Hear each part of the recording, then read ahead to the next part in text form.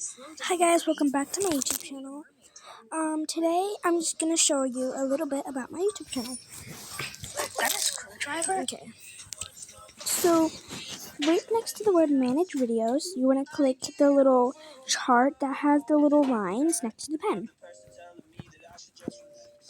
As you can see, I have 1,108 subscribers.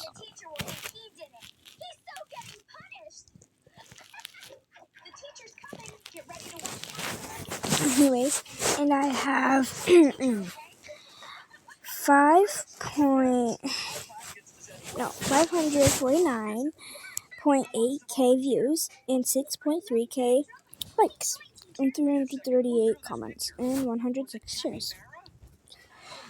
So my recent views in the last 7 days I have 354 views.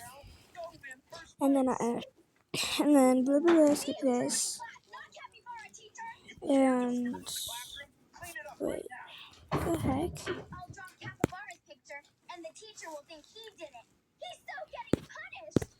So yeah, go to YouTube Studio. So yeah.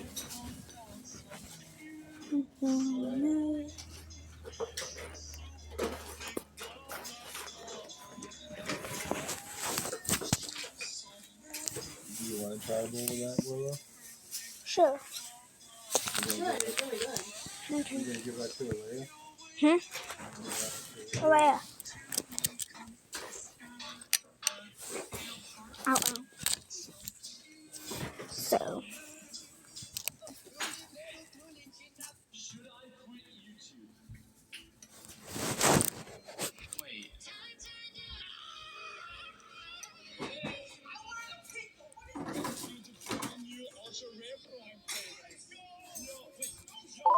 So now I'm just gonna play Block Blast. Oh, grr!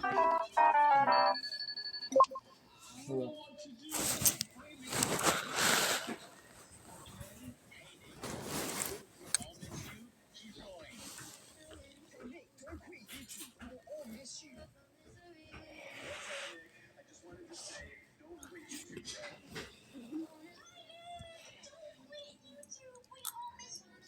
Did you guys know Nick and Zoe broke up? What? Nick and Zoe broke up. How? 40,069.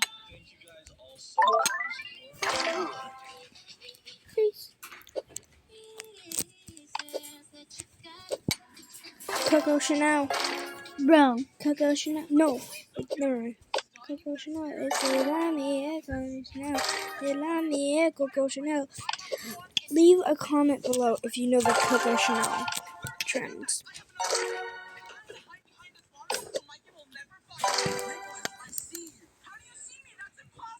Nicholas, it's not one waterfall, it's two waterfalls, and you're standing right in the middle. I have another idea. Let's do a contest. Whoever can jump into the pool the farthest wins. Nick, you're only prolonging your death. Now you try it. This is easy. What? Haha, Nick, I beat you. Mikey, you're going to overshoot the pool. Yay, now you go diving. Hey, Mikey, do you want to... And that's why you shouldn't kill your siblings. Because one, who are you going to go diving with? And second, never buy inflatable swans. They freak me out. Mikey, please don't kill me. This is not even that scary. I have an idea. See the swan? Nick, that's a flamingo. Whatever, Mikey. I have a swan and you don't. Aren't you jealous? Well, my swan is bigger.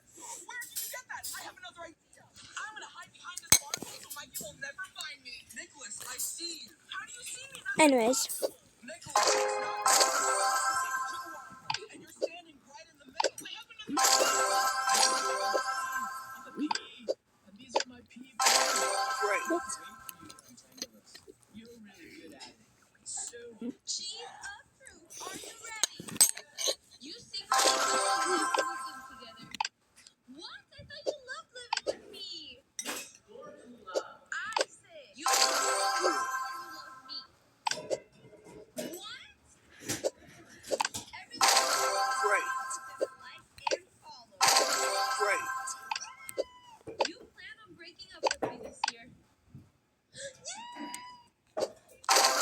Excellent. An engagement ring. What? You're not gonna propose? You check out other girls. Great. What? I'm better than your ex-girlfriend. Great. Why did you take it out of your mouth? You secretly have a crush on my mom. What? She's a fruit. Are you ready? You secretly wish we never moved in together. What? Living with me. I say, you love your car. One. I quit. Why are you quitting? One.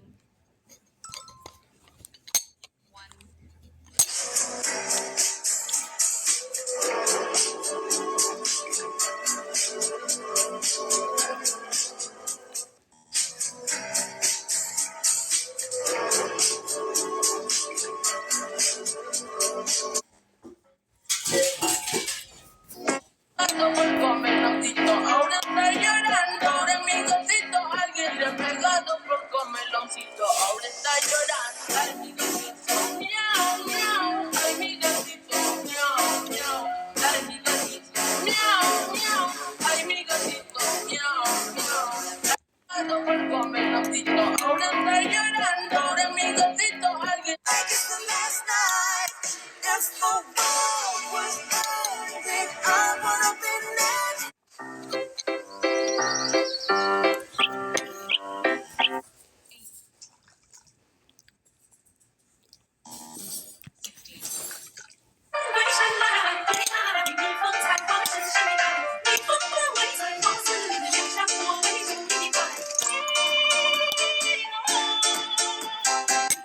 Whoever posts a vid using this sound, I swear on my Roblox life I will comment your video in less than 5 minutes. And if I don't, if this showed up for you, congratulations, you're officially part of the final generation before the great meme reset. I'm making this video private on December 31st, 2025, and it won't return until December 2026. That means this is your only safe zone to store your best meme of 2025 before the internet forgets it forever.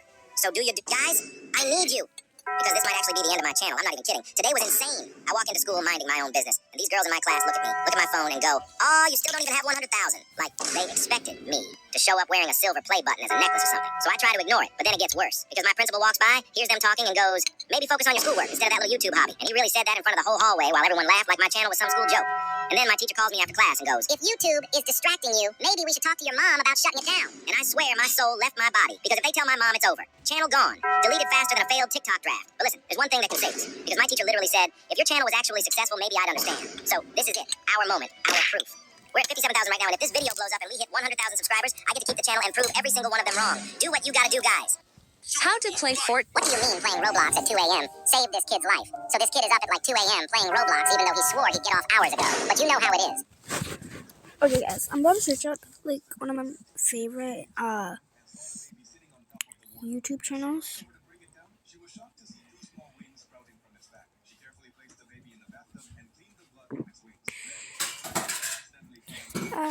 There it is. I spelled reads wrong.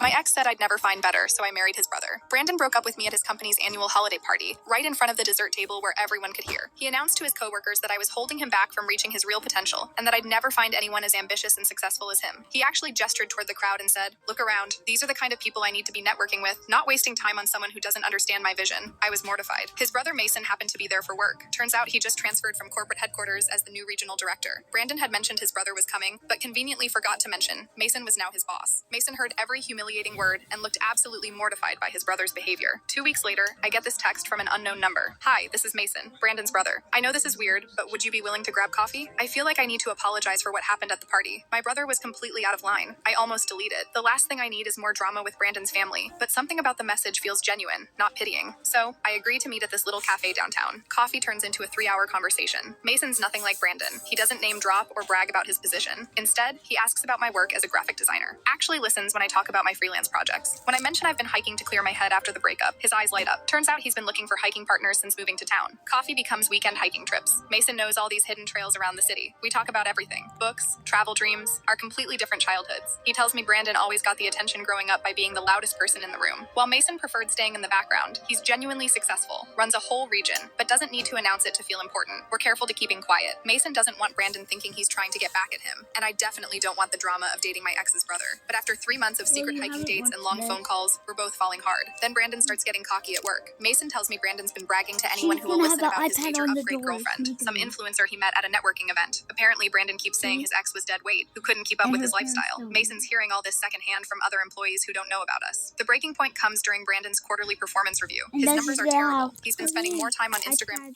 everywhere. Okay.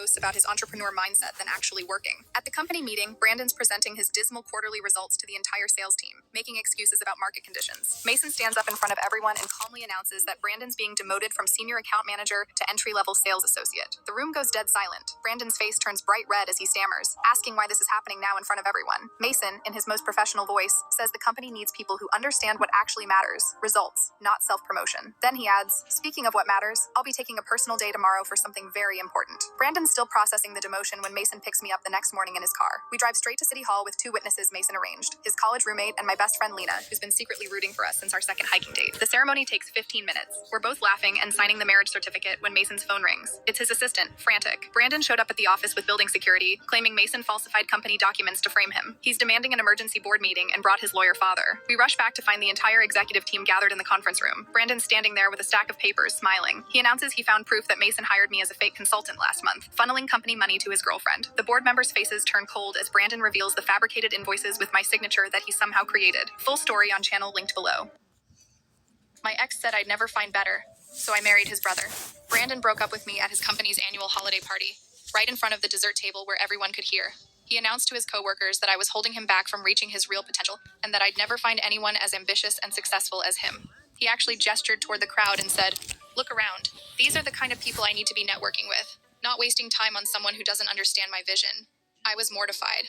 His brother Mason happened to be there for work. Turns out he just transferred from corporate headquarters as the new regional director. Brandon had mentioned his brother was coming, but conveniently forgot to mention Mason was now his boss. Mason heard every humiliating word and looked absolutely mortified by his brother's behavior. 2 weeks later, I get this text from an unknown number. "Hi, this is Mason, Brandon's brother.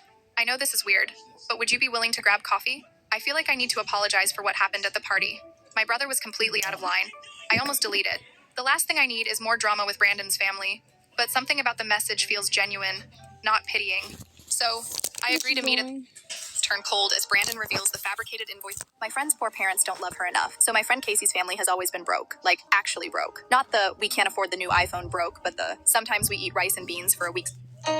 I chose the chickens over my fiance. It started 6 months ago when my neighbor Mrs. Kim moved into a nursing home and asked if I could take her 4 chickens. She was crying when she asked because she'd raised them from chicks and couldn't stand the thought of them going to some random person. I said yes without thinking twice. My fiance Owen Oh no, it's not. It's him upstairs. and wasn't home when I brought them to our backyard. That night, when he got back from his shift at the bank, he stood at the kitchen window staring at the coop I'd set up. "What are those?" I told him they were chickens and explained the whole Mrs. Kim situation. He rubbed his face and said we'd talk about it later. The chickens were named Peanut, Butter, Jelly, and Sandwich. Peanut was this fluffy brown one who followed me everywhere. Butter was white and always pecking at my shoelaces. Jelly was the troublemaker who kept escaping under the fence. Sandwich was the quiet one who just sat in corners. I started going outside every morning at 6 to feed them and collect eggs. Real eggs from our own chickens. I'd make Owen scrambled eggs and he'd eat them, but never said anything nice about them. After 2 weeks, he told me the chickens were too loud in the morning. I said they were just clucking. He said it was annoying. Then one Saturday, his parents came over for lunch. His mom walked into the backyard and literally screamed when she saw the coop. She asked Owen why there were farm animals in our yard like we lived in some hillbilly town. Owen's dad laughed and said it was probably my idea since I always had weird hobbies. I was standing right there in the doorway with a bowl of salad. Owen didn't defend me. He just shrugged and said, yeah, it wasn't his idea. His mom then went on this whole rant about property value and how the neighbors would complain and how chickens carry diseases. None of that was even true, but Owen just nodded along. After they left, Owen said we needed to have a serious talk. He sat me down at the kitchen table and said the chickens had to go. I asked why, and he listed off everything his mom had said like it was facts. I told him his mom was wrong and the chickens were quiet and clean and giving us free eggs every day. He said it wasn't about the eggs. It was about us planning a wedding and buying a house together and building a future. He said the chickens made us look unserious. I asked what that even meant, and he said normal couples don't have farm animals in suburban backyards. I told him Mrs. Kim trusted me with them, and I wasn't going to just dump them somewhere. He said I cared more about some old lady's chickens than our relationship. That's when I said maybe I did. He stared at me for a long time. Then he said he wasn't joking around, and I needed to choose him or the chickens. I stood up and walked outside to the coop. Peanut ran up to me immediately, and I picked her up. She was warm and made these soft little noises. I'd been taking care of these chickens every single day for months. I knew what they ate, when they slept, which one liked to sit in the sun. Owen came outside and asked what I was doing. I said I was checking on the chickens. He said I was avoiding the conversation. I turned around and told him I already chose. He asked what I meant, and I said if he was making me pick between him and 4 chickens, then I was picking the chickens. He laughed like I was joking. When I didn't laugh back, his face changed. He said I was being ridiculous and throwing away 3 years together over some birds. I told him I was throwing it away because he thought it was okay to make me choose in the first place. He got mad and said I was twisting his words. I said his words were pretty clear. The next morning, Owen started packing his stuff. He called his friend to help him move boxes into a truck. His friend kept asking what happened, and Owen just said I picked chickens over him. His friend actually laughed and said no way. Owen pointed at the coop and said yes way.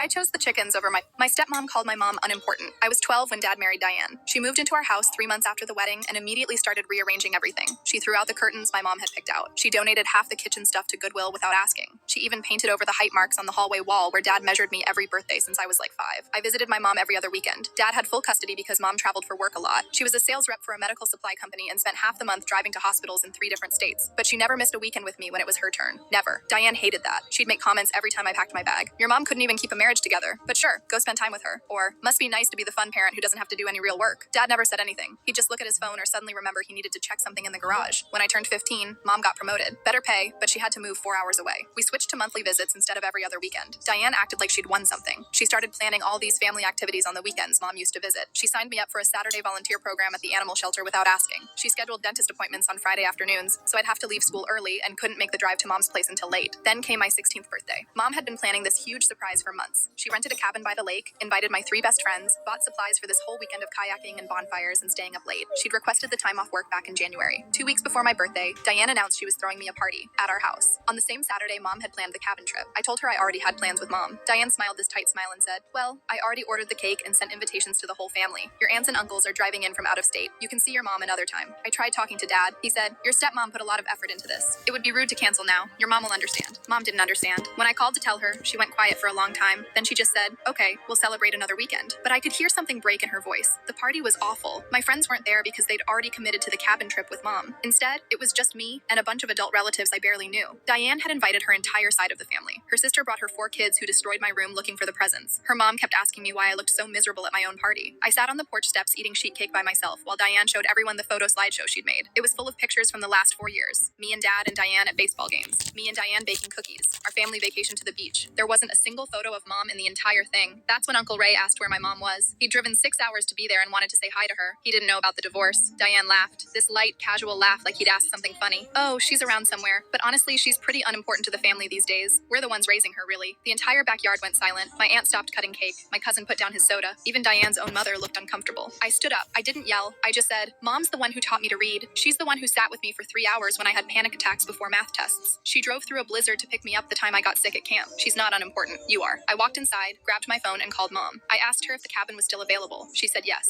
I packed a bag, walked out the front door, and got in my car. Dad followed me out, saying I was being dramatic. Diane stood on the porch with her arms crossed, telling me I was ruining everything. I drove 4 hours to Mom's apartment. We went to the cabin the next morning, just the 2 of us. We didn't kayak or have a bonfire. We just sat on the dock with our feet in the water, and she didn't ask me any questions about what happened. She already knew. When I got back home 3 days later, half the party decorations were still up. Diane didn't speak to me for 2 weeks. Dad asked if I was ready to apologize yet. I moved in with Mom 2 months later when I turned 17. Dad signed the papers without arguing.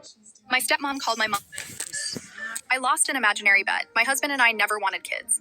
On my birthday, my boss's son called me into his office and said, here. I was mistreated my whole life because of my special sister. I laughed at my husband's funeral. Everyone thought I'd lost it. I really don't care. My daughter doesn't know I'm not. My sister called my wife useless. We were at my mom's house for Sunday dinner. My sister Bryn was going on. I told my roommate's mom she couldn't ground me after. My fiance forgot to end the call, and I overheard a heartbreaking conversation with his family that changed everything. I was supposed to get married last week. Didn't happen because I left the night before. I'm 26. He's 20. My fiance forgot to end the call, and I overheard a heartbreaking conversation with his family that changed everything. I was supposed to get married last week. Didn't happen because I left the night before. I'm 26. He's 26, and we've been together for 3 years. We have twin boys who just turned 1. When I found out I was pregnant, he immediately wanted me to get rid of them. Not just suggested it, demanded it multiple times. I told him flat out that I was having these babies with or without him. I even said I wouldn't ask for child support if he wanted to walk away. I've always had a strong maternal instinct, and the timing felt right for me. I was ready to be a mom, even if it meant doing it alone. He needed time to think. I gave him 3 days. On day 3, I was literally about to break up with him when he said he'd changed his mind, that he wanted to be there. Throughout the pregnancy, he was great. Went to every appointment, rubbed my feet, built the cribs. When the twins arrived, which we definitely weren't expecting, he stepped up. I honestly don't think I could have managed 2 newborns alone, so I was grateful he stayed. For months, he was everything a father should be. Changed diapers at 3 a.m., walked them around the apartment when they wouldn't stop crying, sang to them. 6 months after they were born, he proposed. It was beautiful. He did it in our living room while both boys were asleep in their cribs. I said yes without hesitation. It felt like we'd survived the hardest part together, and now we were ready for forever. We spent 6 months planning this wedding. My parents adored him. My friends kept saying how lucky I was. I believed them. The night before our wedding, we stayed at separate places. I was at our apartment. He went to his parents' house a few blocks away. After dinner, he called me, told me he loved me, that he couldn't wait to see me walk down the aisle, that tomorrow would be the best day of our lives. I got emotional. We stayed on the phone for 20 minutes just talking about our future. When we said goodbye, I waited for him to hang up. He didn't. I heard rustling, then his dad's voice. Was that her? My fiancé sounded different. Flat. Yeah, I should have hung up. But something in his tone made me stay on the line. His mom chimed in. Then my fiancé said, "Tell her what, Mom?" His dad's voice got firmer. That you're only going through with this because you feel trapped. Son, we raised you better than to marry someone out of obligation. My heart stopped. I pressed the phone harder against my ear. His mom continued softer now. Those boys are adorable. We love them. But sweetheart, this isn't the life you wanted. You're only 26. You have your whole life ahead of you. You could still walk away and start fresh somewhere else. There was a long pause. Then my fiancé spoke. I know. Trust me, I know. But what choice do I have? If I leave now, she'll drag me through court. Child support would destroy me financially. At least if I marry her, I have some control over my own money. And legally, it's easier to deal with. His dad laughed. Not a happy laugh, a bitter one. So, you're going to spend the rest of your life pretending? That's not fair to anyone, especially those kids. My fiancé's voice cracked. I don't know what else to do. I made my choice when I agreed to stay.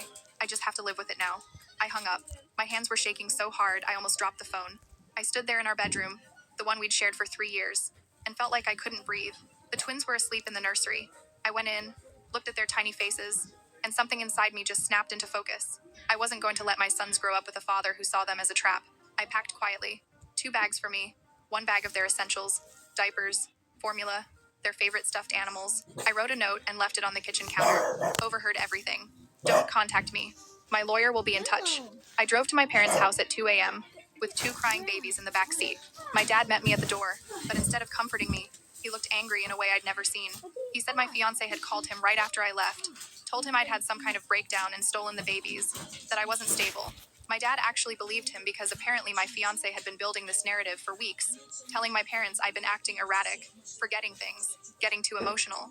Then my dad said something that made my blood turn to ice. He'd already called my fiancé back and told him where we were, and my fiancé was on his way with a police officer and emergency custody papers he'd somehow filed 2 days ago.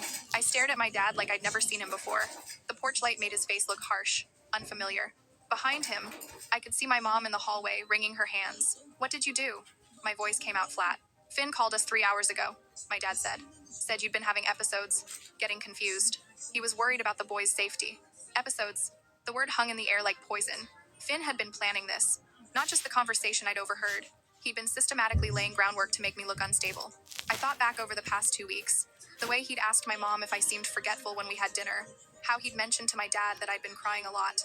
The time he told my best friend Vera that I'd been talking about feeling overwhelmed. He'd been building a case. I'm not having episodes, I said. My hands were still shaking. In the car, Mateo started crying louder. I overheard him tonight. He doesn't want to marry me. He sees the boys as a trap. He told his parents he's only going through with it for financial control. My dad's expression didn't change. Honey, that doesn't make sense. Finn loves those boys. He's been nothing but dedicated. Because he's scared of child support, I said. Dad, I heard him. His exact words. My mom finally spoke from the doorway. Maybe you misunderstood. You've been so stressed with wedding planning and the babies.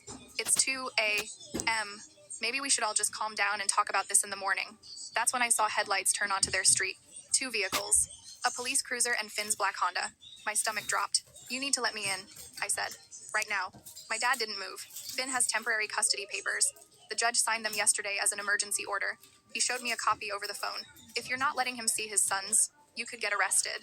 Yesterday, my voice cracked. He filed custody papers the day before our wedding. The cars pulled up. I watched Finn get out, his face arranged in this expression of concern that I now recognized as completely fake. The police officer was a woman, maybe in her 40s, with her hand resting on her belt. Finn walked up the driveway. Josie, thank God. Are the boys okay? I wanted to scream. Instead, I said very clearly, don't come near me. The officer stepped forward. Ma'am, I'm Officer Alvarez. I need to see the children. They're in the car, I said. They're fine. They're with their mother. Mr. Brennan has emergency custody papers signed by Judge Northfield, Officer Alvarez said. Her voice was professional but not unkind. Can I see the babies? My dad was already walking toward my car.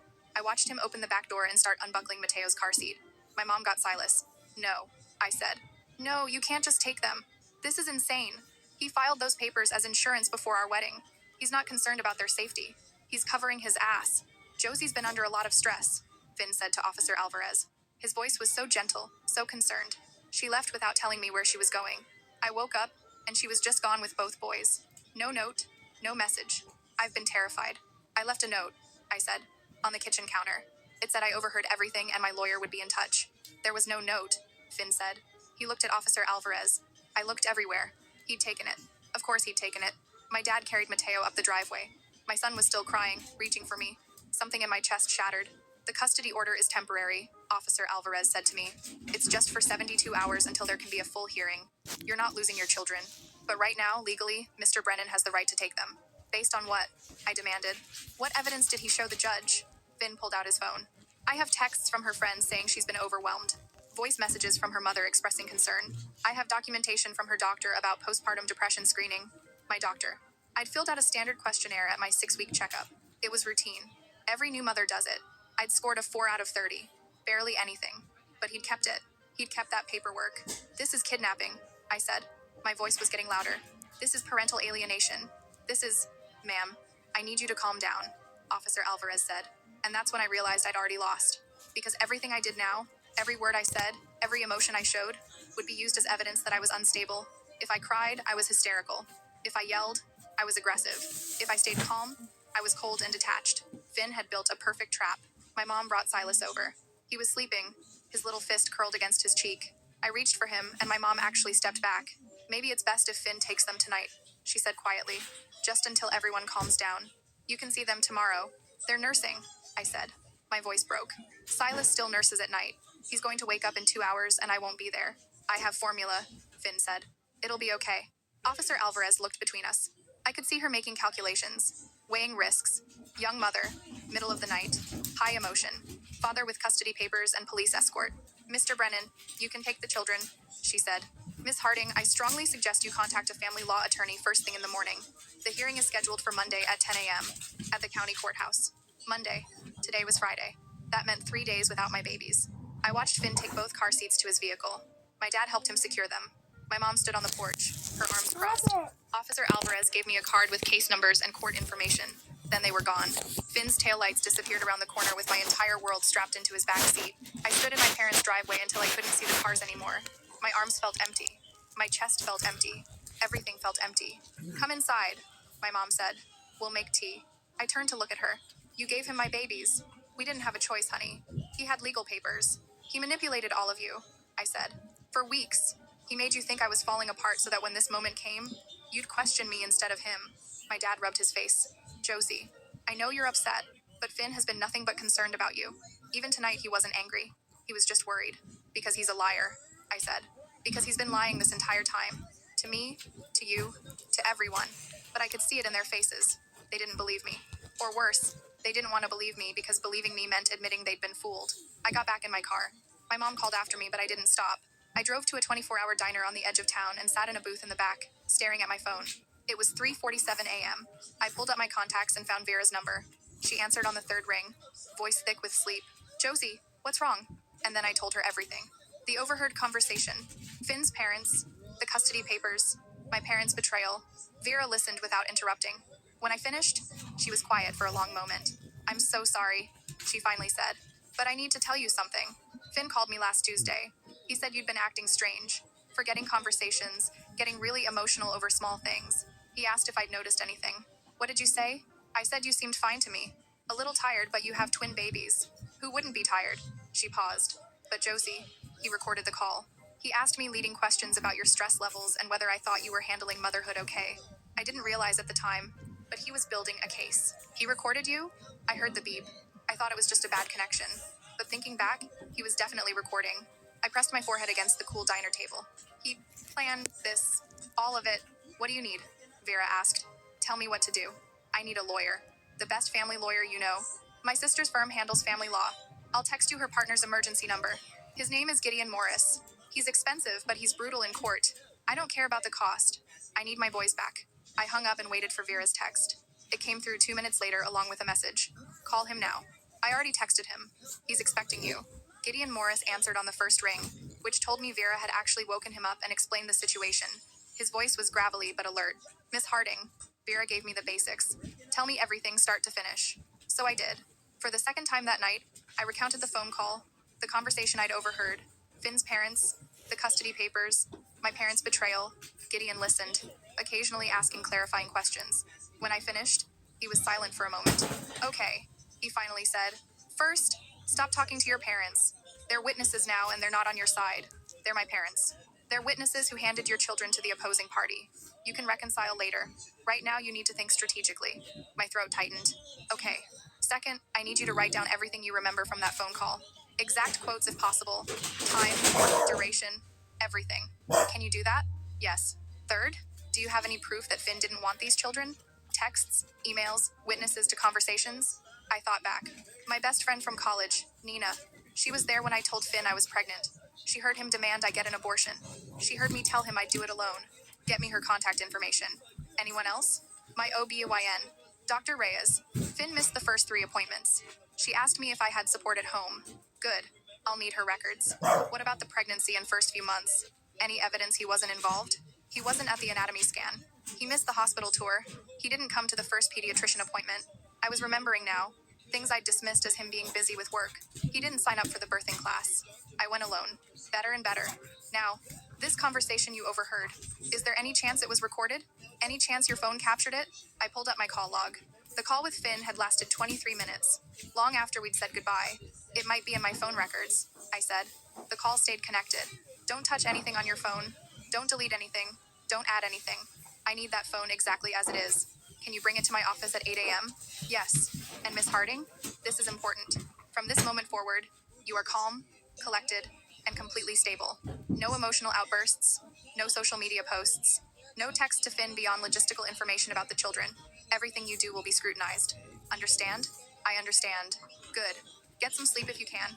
I'll see you in 5 hours. He hung up. I sat in that diner booth until the sun started rising, writing down every word I could remember from Finn's conversation with his parents. By the time I walked into Gideon Morris's office at 8 a.m., I had 4 single-spaced pages of documentation. His office was downtown in a brick building with his name on a brass plate. The receptionist. Oh, wow. His office was downtown in a brick building with his name on a brass plate. The receptionist, a woman with silver hair and sharp eyes, took one look at me and said, "You must be Josie. Go right in. He's expecting you." Gideon's office was all dark wood and law books.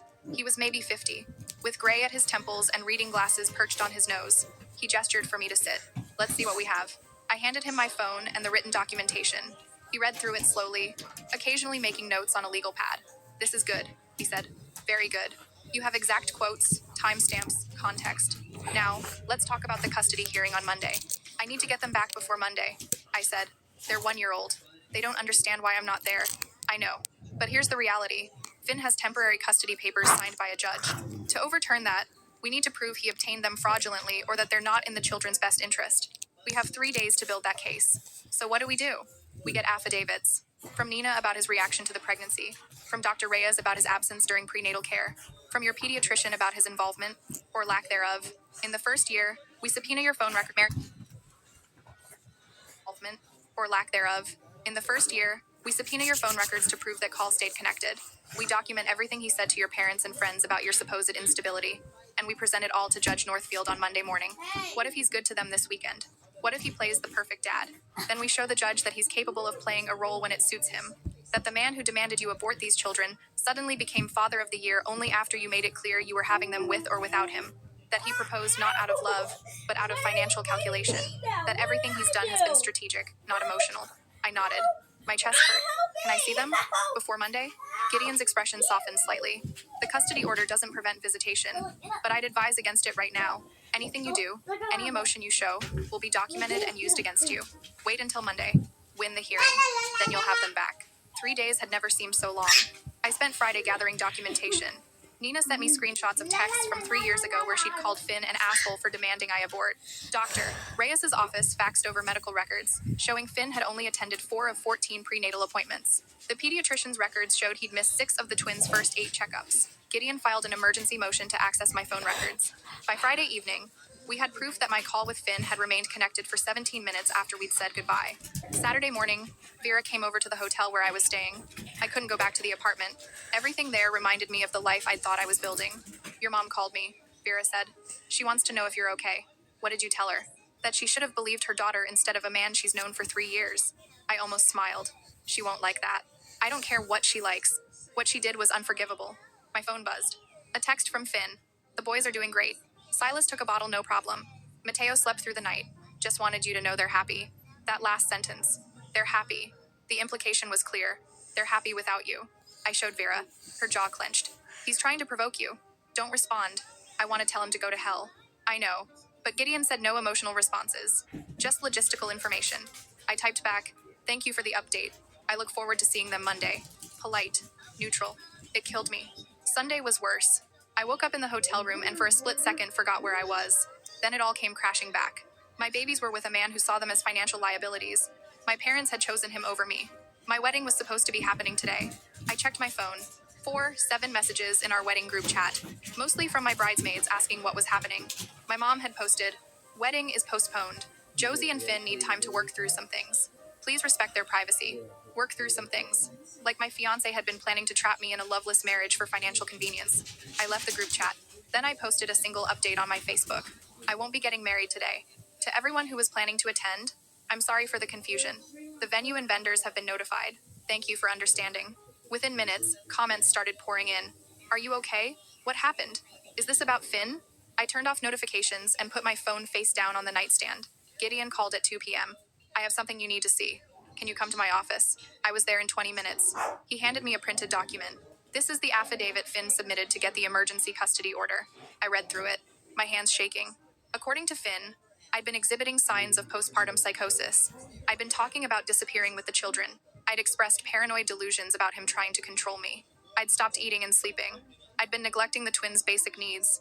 Every single sentence was a lie. He committed perjury, I said. Yes, and we're going to prove it. Gideon pulled out another document. This is from your pediatrician. Both boys have been to every scheduled checkup. Always clean, well-fed, and hitting developmental milestones. Their medical records directly contradict his claims of neglect. What about the postpartum psychosis? I pulled your medical records.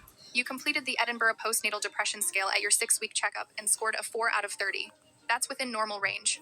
Your doctor noted no concerns. Finn took a routine screening and weaponized it. I looked up at him. We're going to win, aren't we? I think we have a very strong case. But Josie, you need to be prepared. Judge Northfield is old school. He doesn't like parental conflict. Even if we win, he might order shared custody or supervised visitation as a compromise. I don't want Finn anywhere near my boys. I understand. Legally, he's their father. Unless we can prove he's a danger to them, the court will prioritize his parental rights.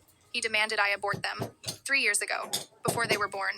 The court will see that as ancient history, especially since he's been present for the past year, for strategic reasons, which we'll argue. But we need to be realistic about outcomes.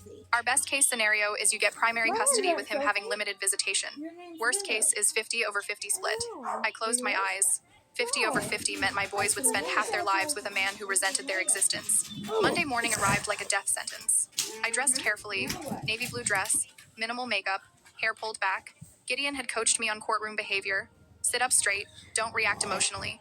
Address the judge as your honor. Let me do the talking unless you're directly questioned. We arrived at the courthouse at 9:30. Finn was already there with his lawyer, a man in an expensive suit with slicked back hair. Finn looked tired, like he hadn't slept. Good. My parents were there too, sitting on his side of the courtroom. That hurt more than I expected. At 10:03, Judge Northfield entered. He was exactly as Gideon described. maybe 70. White hair, reading glasses on a chain around his neck. He looked at both parties with the expression of someone deeply tired of people's nonsense. This is an emergency custody hearing for case number 2024FC8871, Brennan versus Harding.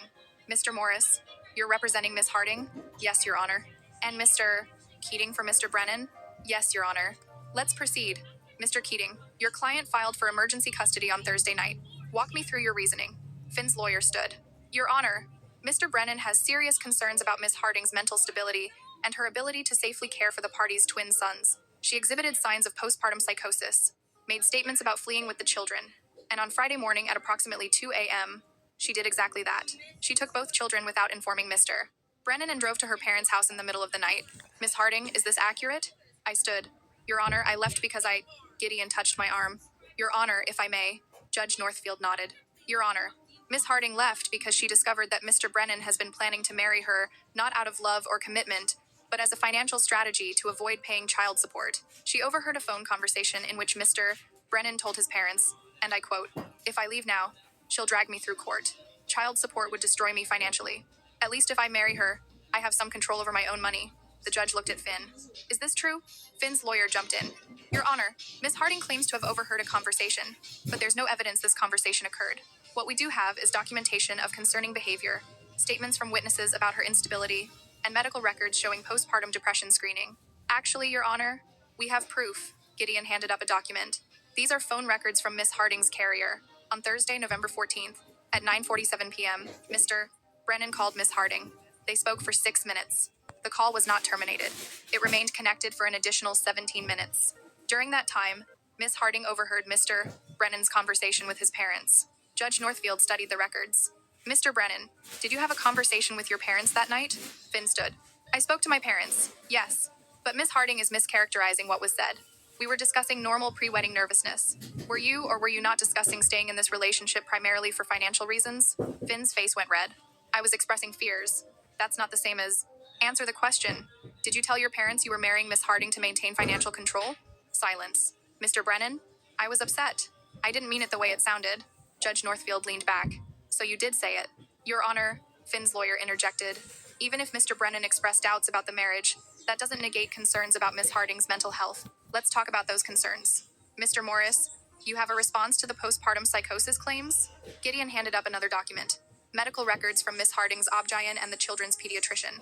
Miss Harding scored a 4 out of 30 on the Edinburgh Postnatal Depression Scale, well within normal range. Her doctor noted no concerns. The twins have attended every scheduled checkup, always clean, well-fed, and meeting developmental milestones. There is zero evidence of neglect or psychosis. What about the witnesses claiming she was unstable? The only witnesses Mr. Brennan provided were Miss Harding's parents, whom he called and primed with concerns about her mental health in the weeks leading up to this incident. We have an affidavit from Miss Harding's friend Vera Castellanos stating that Mr. Brennan called her asking leading questions about Miss Harding's stress levels while recording the conversation. Judge Northfield looked at Finn. You recorded a conversation with Miss Harding's friend without her knowledge? I was concerned, Finn said. I wanted documentation. You wanted to build a case. There's a difference. The judge flipped through more papers. What about Mr. Brennan's involvement with these children prior to this incident? Gideon was ready. According to medical records, Mr. Brennan attended only 4 of 14 prenatal appointments. He missed the anatomy scan, the hospital tour, and the first pediatrician visit. In the children's first year, he attended only 2 of 8 wellness checks. Mr. Brennan, why were you absent from so many medical appointments? I was working, providing for my family. Miss Harding also works, correct? Yes, but yet she attended every appointment. Help me understand why your employment prevented attendance but hers didn't. Finn had no answer. Judge Northfield removed his glasses. Here's what I'm seeing. A young couple with twins. A relationship that was clearly struggling before these children were born. And a young man who, by his own admission, stayed in this relationship partially for financial reasons. Mr. Brennan, did you want these children? The courtroom went silent. I was scared, Finn finally said. We were young. I wasn't ready. That's not what I asked. Did you want these children? Not at first, but I grew to love them. After Miss Harding made it clear she was having them regardless? Yes. And you proposed 6 months after their birth. Why? Finn looked at his lawyer. His lawyer nodded. I wanted us to be a family. Or you wanted to establish legal ties that would protect your financial interests. No answer. Judge Northfield put his glasses back on. Mr. Brennan, I'm dissolving the emergency custody order. The children will return to Miss Harding's care immediately. Finn's lawyer stood. Your Honor, we request visitation. I'm not finished. Mr. Brennan, you will have supervised visitation for 2 hours every Saturday until we can schedule a full custody hearing. That hearing will take place in 30 days. At that time, we'll establish a permanent custody arrangement. This court does not look kindly on perjury, Mr. Brennan. The claims in your affidavit have been contradicted by medical evidence and witness statements. If I find you've deliberately misled this court, there will be consequences. He banged his gavel. We're adjourned. I couldn't breathe. Gideon touched my shoulder. You did it. They're coming home. I turned around.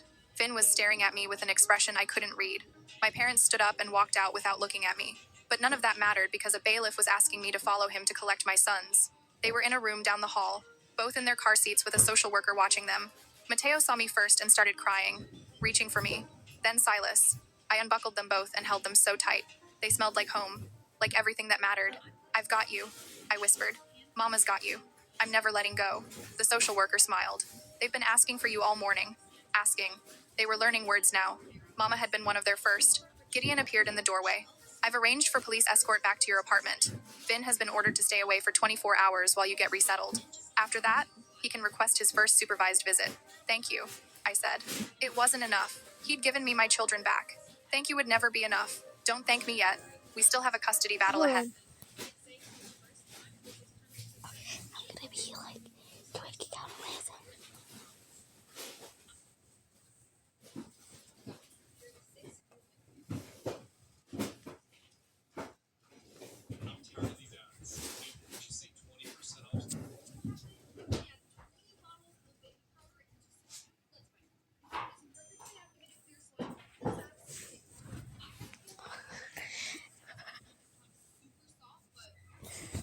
Anyways, come back for part 2. Well, there's not gonna be a part 2, but like, yeah, bye.